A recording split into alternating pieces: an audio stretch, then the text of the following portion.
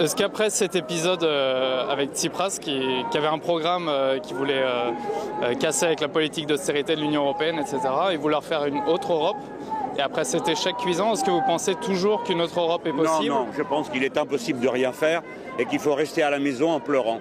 C'est mon idée. D'ailleurs, les gens qui sont là, vous le voyez, tous nous sommes dans la douleur et l'affliction, nous ne voulons plus rien faire. Nous pensons que ça ne sert à rien. Voilà, c'est notre message actuellement. Vous avez une autre question de ce niveau-là? Le journaliste, à ce moment-là, écrit, parce qu'on est du début, décryptage. Hein? Autrement dit, pourquoi autrement dit? Pourquoi autrement dit? Le dit suffit, non? Non, il faut que ça soit autrement. Hein? Décryptons. En clair, dit le journaliste, parce que ce que dit toute personne est forcément confus. Hein?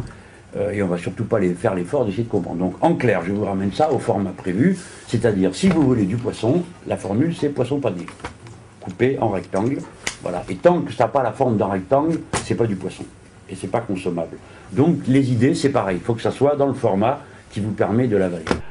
Je ne veux pas vous émouvoir, mais combien de plateaux je fais où il y a 4-5 personnes, tout le monde est de l'avis contraire au mien.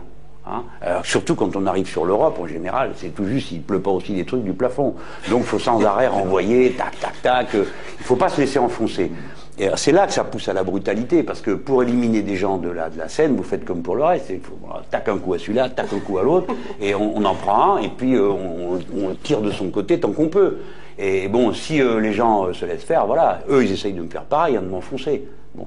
C'est un match, vous ne pouvez pas l'empêcher, c'est un match intellectuel, heureusement on ne donne pas de coups. Vous n'avez pas le sentiment en tant que responsable politique que ce n'est pas à vous d'avoir un ton aussi dur, et encore une fois, révolution citoyenne, vous le dites, vous avez le droit d'appeler une révolution citoyenne, mais on a l'impression, enfin moi quand je l'ai lu, que c'était presque une sorte d'appel à la guerre civile. Mais voilà. Monsieur Revach, je ne peux rien pour vous et vos impressions.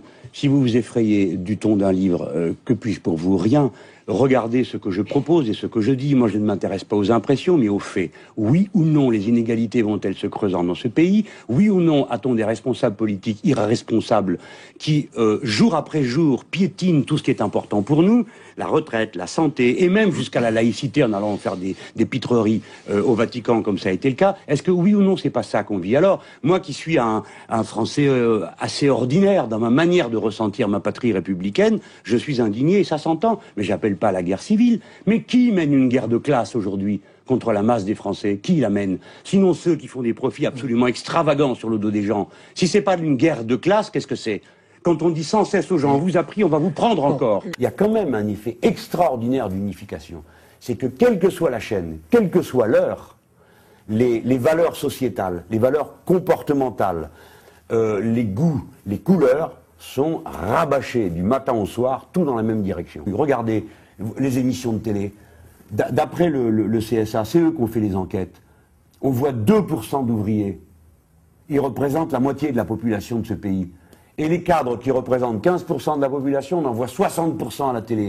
C'est-à-dire que la télé rend invisible des catégories sociales. Ça, vous souriez parce que vous en êtes d'accord, vous les connaissez d'assez près. Mais moi, je dis que la télé rend minoritaire des valeurs humaines. Par exemple, l'idéal de solidarité, la valeur de douceur, la tendresse, l'amour, toutes ces choses qui marchent avec l'idéal de fraternité humaine sont minorisées à la télé. À la télé, il y a des morts, des violents, des flics qui courent des types en ne respectant aucun droit, et tout le monde trouve ça très sympathique, et après s'étonne quand ça lui arrive à soi-même. On peut apprendre l'intérêt général. Mais bien sûr. Mais comment est-ce qu'on fait très concrètement? Vous pensez qu'aujourd'hui, ce qui fait la motivation des uns et des autres, c'est quand je vous vois comme ça me rend triste. Vous êtes un intellectuel, vous avez une responsabilité importante dans une chaîne d'information et vous vous demandez comment on éduque à l'intérêt général. Mais d'abord, commencez par faire votre boulot.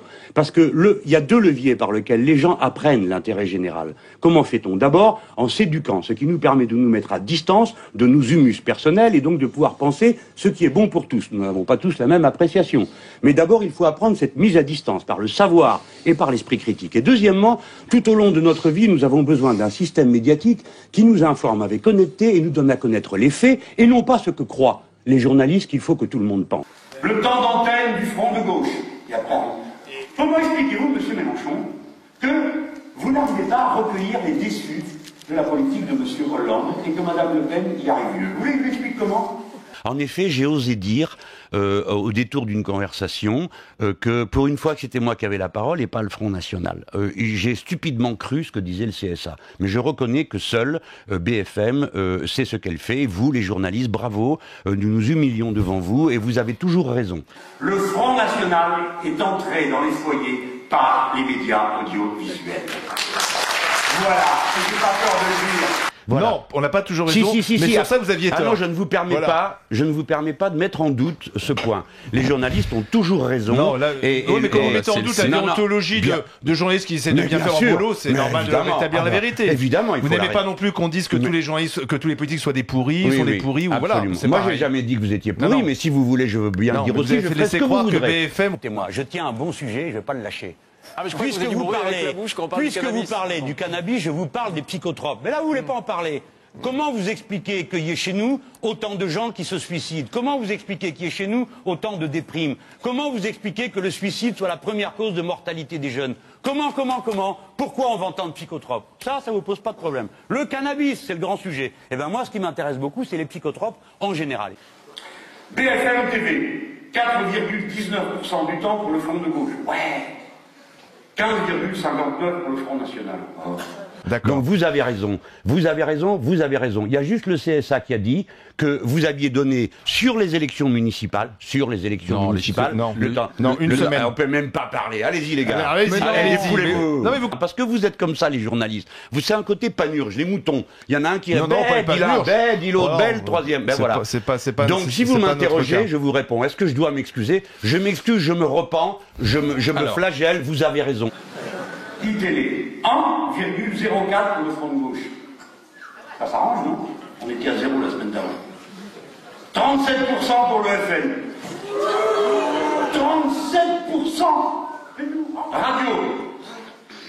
RMC, Europe 1, RTL, France Info. 0 minutes, 0 secondes. À France Info, 25% pour le Front National, quand même.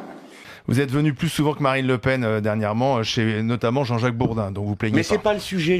D'abord, je me plains si je veux. C'est pas vous qui me direz ce que je dois faire. Et deuxièmement, ce n'est pas le sujet. Vous ne répondez même pas aux questions. Vous n'êtes pas honnête intellectuellement. Le CSA a dit à propos des municipales. Je suis venu chez Jean-Jacques Bourdin, avec qui je passe de fort bons moments journalistiques, et je n'ai jamais eu aucun problème avec votre chaîne. Mais si vous voulez en avoir des problèmes, vous en aurez, parce que celui qui me cherche me trouve en général toujours. J'ai eu tellement tort de dire ce que je pensais, donc je le regrette amèrement et profondément. Non, mais on va pas vous reprocher de dire ce que vous pensez. Dites-moi ce que je dois vous dire. Je suis prêt à le faire. Regardez, voilà à peu près le contenu de ce que vous avez à me faire dire. Alors voilà, bravo, hurrah, en avant. Vous êtes merveilleux, magnifique. Vous n'avez pas abusé. On a tout ce qu'on veut là. Non, mais tous les Français le savent. Vous n'avez pas abusé. Personne n'a l'impression qu'il y a une surmédiatisation de Madame Le Pen dans ce pays. Vous ne pouvez pas dire, me semble-t-il, que nous sommes dans une société où la notion de solidarité est inexistante. Alors, peut-être n'est-elle pas suffisante, ça, on peut toujours discuter, non, monsieur Apathy, laissez-les crever, personne ne dit ça. Attendez, elle n'est pas inexistante, elle est en recul. C'est-à-dire que les principales conquêtes de la solidarité sont en recul. Deuxièmement, au-delà de tous les discours, parce que vous savez, la suprême hypocrisie, c'est de faire les choses sans les dire. Donc on ne dit rien. Mais il se trouve que dans ce pays, il y a 8 millions de pauvres, on ne les voit pas. Il y a des gens qui dorment dans leur voiture tous les soirs. Non, cela on ne leur dit pas, on les laisse crever. C'est pourtant ce qu'on fait. Promenez-vous dans n'importe quelle rue d'une grande ville de notre pays. Je le dis dans le livre. Partout, des gens, sur des cartons, dans des entrées d'immeubles, par terre. On ne les abandonne pas, ceux-là. On n'est pas en train de leur dire, vous pouvez crever, ça ne nous concerne pas. Mais... Et vous, comme moi, quand nous passons, monsieur Apathy, c'est ça, le mal qui nous contamine. C'est que vous, comme moi, nous disons, bah, j'y peux rien. Des fois, on va donner une pièce. Après, on se crée des règles. On dit, à celui-là, je donne une pièce, pas à celui-là. Et on devient une espèce de comptable de la misère. Et on participe à sa banalisation. Si on n'entend que lui, on entend une chose, plus il y a de dépenses publiques, plus il y a de pauvres. C'est ça qu'on retient. L'effort pédagogique. Et voilà. Moi, c'est bien ce que vous vouliez dire. C'est exactement ce que je veux dire. C'est-à-dire que ce modèle qui est formidable quand il marche pas, il est catastrophique. Comprenez? Donc, mais ne rigolez pas, c'est drame. Alors, on dit, ben, au fond, cet homme politique, cette femme politique est nécessairement une menteuse. À quel moment va-t-il dire la vérité? Et ben, je vais donc aller le débusquer. Dans sa part d'ombre, donc pas dans ce qu'il raconte, son programme je m'en fous puisque c'est qu'un tissu de mensonges, et on va aller comme ça et on va gratter jusqu'à là où est son authenticité. Parce que, au fond, l'authenticité, ben, ça va être ce qui est intime. Voilà. Et qu'est-ce qu'il y a de plus vrai que ce que vous ne voulez pas dire, hein? Donc la marque de la vérité, c'est le mensonge. Quand je vous aurais pris en train de mentir, c'est que je suis certain que je touche à la vérité. Donc c'est une perversion complète, un retournement de l'idée même du dialogue. Parce que le dialogue, ça, c'est dia, on est deux, hein, on se parle, vous me dites une chose, je vous réponds une autre, je peux argumenter, je peux construire. Mais si, quoi que vous me disiez, vous pouvez dire ce que vous voulez, je m'en fous, de toute façon vous êtes un menteur, et je vais d'ailleurs le prouver, bon, il n'y a plus de dialogue possible, il n'y a donc plus de sphère publique possible. Hein. Il n'y a que les gourous qui ont leur place, alors ou leur substitut, le psychanalyste, le curé, le journaliste, qui sont les trois grandes figures de la vérité révélée. Ce qui est important, c'est comment le parti s'est créé. Quand le parti s'est créé, nous avons pris la décision d'être un parti écologiste. Pour une raison. C'est du marketing, c'est du fond. Non mais. On n'est pas un peu obligé d'être écolo aujourd'hui pour voilà, avoir la moindre chance d'être plus élu. écolo que moi, tu meurs. C'est un peu ça l'idée. Oui, voilà, c'est ça. Voilà. Vous pouvez partir de l'idée que tout homme politique est un menteur, un escroc, un voyou qui s'occupe de marketing comme vous-même vous le faites. Mais vous pouvez aussi partir de l'idée que nous avons bon fond et que nous essayons d'être intelligents. Vous-même, en faisant quelques efforts, vous y parviendriez si vous voulez bien y réfléchir. Est-ce que vous croyez qu'une intelligence contemporaine Est-ce que vous croyez qu'une intelligence contemporaine de notre époque peut passer à côté de la perception de la catastrophe climatique? Est-ce que parce que je suis un socialiste d'origine, je suis condamné à être buté, borné, à ne rien voir, et le jour où je m'en aperçois, à me faire traiter de menteur comme vous venez de le faire? Non. La position du parti de gauche à son point de départ a été de devenir un parti écologiste pour la raison que l'écologie politique est un apport considérable à la pensée de gauche, d'abord parce qu'elle refonde l'idée qu'il y a un intérêt général humain. Allez, on continue à parler avec passion, Jean-Luc Mélenchon. L'actualité de mardi, mais soyez moins l'identité nationale. C'est pas de l'agressivité, ça vous pousse. Traiter quelqu'un de menteur et dire qu'il fait du marketing au lieu de conviction. C'est un mot que j'ai jamais prononcé. Non, mais parce que vous êtes hypocrite en plus. Donc moi, j'ai beaucoup de, ça doit se sentir, j'ai beaucoup de haine pour ce système-là. Hein, parce qu'il rend vain les méritocrates comme moi. Ça sert à rien que je bosse, que je lise, que je travaille, que je me donne du mal, que j'écoute des gens, à quoi ça sert, hein? Puis il y a toujours un con qui va venir en disant des bêtises énormes que personne ne va déconstruire. Avez-vous remarqué que les Japonais, dont la totalité de la dette, qui représente 200% de la richesse produite, même davantage, oui. Et ils n'ont pas de problème. Pourquoi? Parce qu'ils ont placé leur argent auprès de leurs propres mais ils sont citoyens. japonais, hein. Ils sont japonais.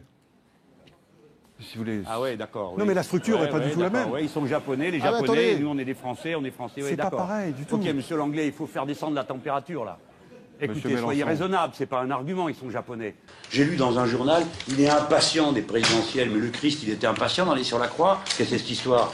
Quelqu'un m'annonce que c'est pour être président de la République dans un an. Aux socialistes, oui, on leur dit, ah oui, vous vous préparez comment à la fonction? À moi, on me dit juste, qu'est-ce que vous faites là? Je représente les pouilleux, voilà ce que je viens faire là. Comment voulez-vous que je ne méprise pas des gens pareils? Et que je reste équanime en me disant, eh bien voilà, nous sommes de la bonne société, tout, je n'ai rien à voir avec eux. Je me fiche de leur opinion. Et s'ils me détestent, ça m'est égal. Je n'attends rien de ça. Les gens de la bonne société et du bon monde, ils attendent d'être reconnus par leurs pairs. Pas moi, c'est pas les miens. Je n'ai rien à fiche de leur opinion. Et je les préviens. S'ils ont affaire à moi, je suis le chien qui monte sur la table. Voilà. Voilà ce que je vais faire. Et maintenant, arrêtez, parce que je suis en train de monter là, comme ça, là.